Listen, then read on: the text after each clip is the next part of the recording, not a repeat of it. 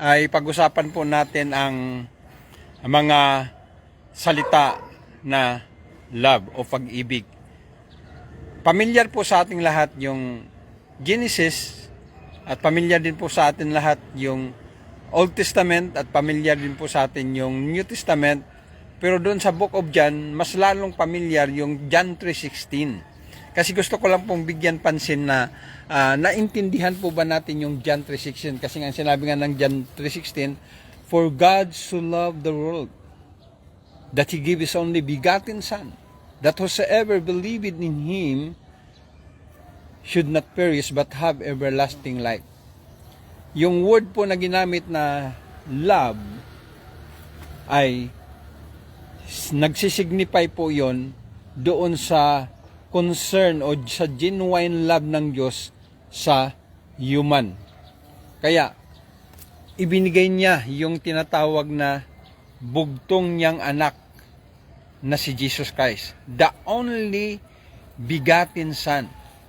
Ang Book of John po, 3:16, pag sinabi nating, "For God so loved the world," mayroon po siyang concern sa mga tao na nanirahan sa mundo because people in this world ay nagkaranas po ng kapighatian, nakaranas po ng iba't ibang mga pasakit sa buhay.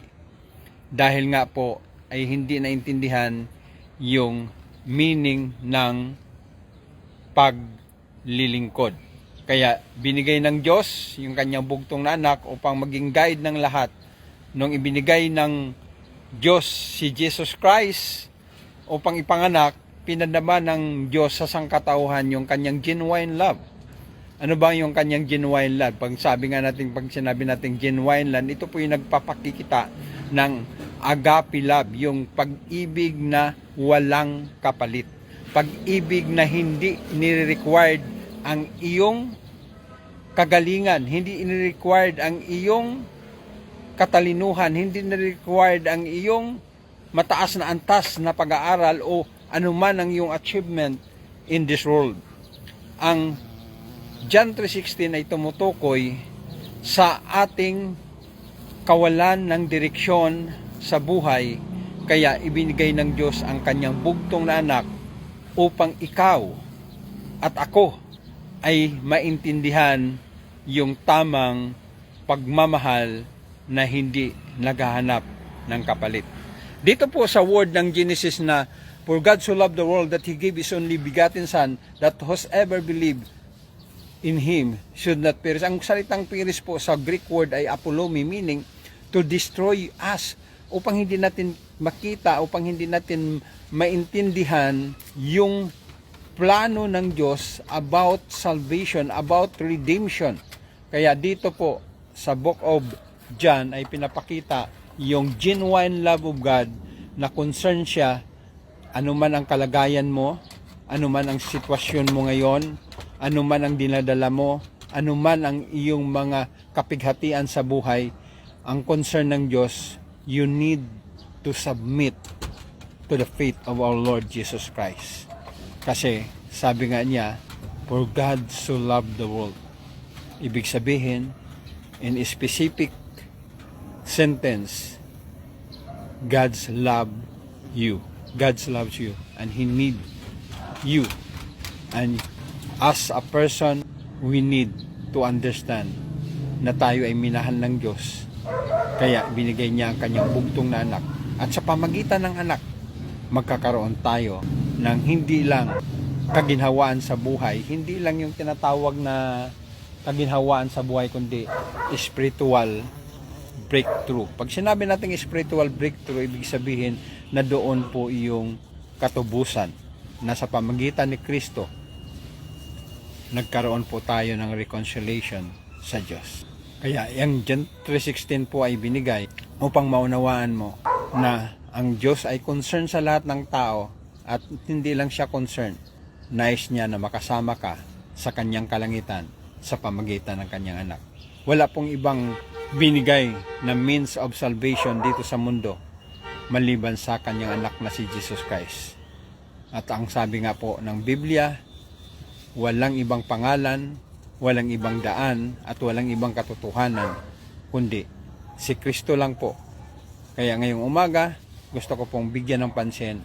Tapusin na po natin ang paghahanap natin ng kaligtasan sa iba't paraan. Dahil wala po talagang ibang paraan na ibinigay ng Diyos na kaligtasan maliban sa kanyang anak na si Jesucristo.